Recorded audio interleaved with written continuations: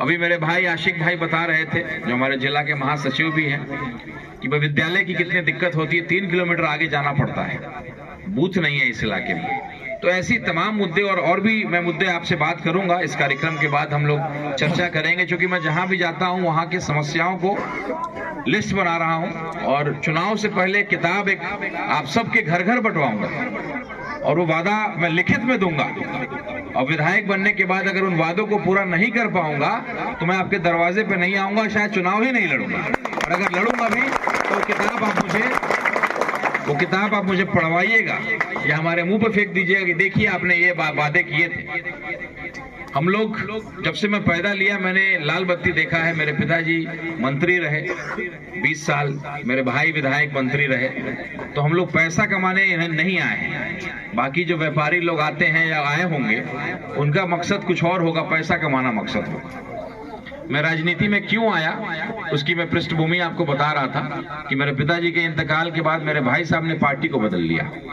और वैसे लोग जो बुजुर्ग लोग जैसे आप बैठे हैं, गार्जियन लोग, ऐसे बहुत सारे लोग, नौजवान लोग जिनको मैंने बचपन से देखा था कि अपने सुख दुख में हमारे दरवाजे पे लोग आते थे, लेकिन उनकी दूरी बनते चली गई।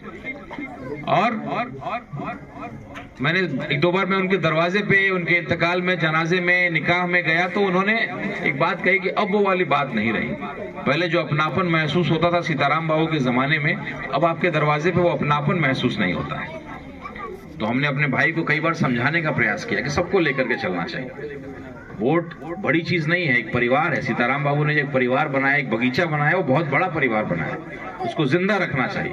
राजनीति में परिस्थितियां बदलती रहती हैं, कौन कब किसका वोटर हो जाए कोई नहीं जानता है। ये मोदी के आने से पहले थोड़ी ना हिंदू मुसलमान इतना हुआ करता था। इस व्यक्ति ने आकर के जहर को बांटा और समाज को बांटने का काम किया।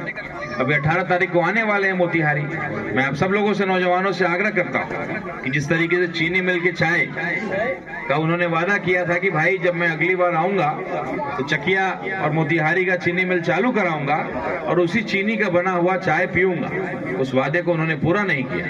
यहाँ के विधायक जी कह रहे हैं कि कोर्ट में मामला है, कचहरी में मामला है। अरे भाई हम लोग बेवकूफ हैं। आप मोती झील का सफाई में हजारों करोड़ रुपए खर्चा कर दिए। एक नया चीनी मिल बनाने में कितना रुपया लगता है? 20-25 करोड़ रुपया लगता है, तो नया चीनी मिल बना देते। यहाँ के किसान लोग, आप बुजुर्ग लोग पहले कितने संपन्न हुआ करते थे। जब हम लोग गन्ने की खेती किया करते थे, केवल पुर्जी हम लोग जाकर के सुनार के दुकान पे दे देते थे, कपड़े के दुकान पे दे देते थे, तो हमारी बहन बेटियों की शादी हो जाया करती थी उसी में कि जब पुर्जी बजाएगा तो पैसा उसको मिल जाएगा। इस तरह का खुशनुमा माहौल किसान का हुआ करता है। तो 18 तारीख को मोदी जी आ रहे हैं। आप लोग जो एक तस्वीर, जैसे उन्होंने कोरोना में थाली पिटवाया था।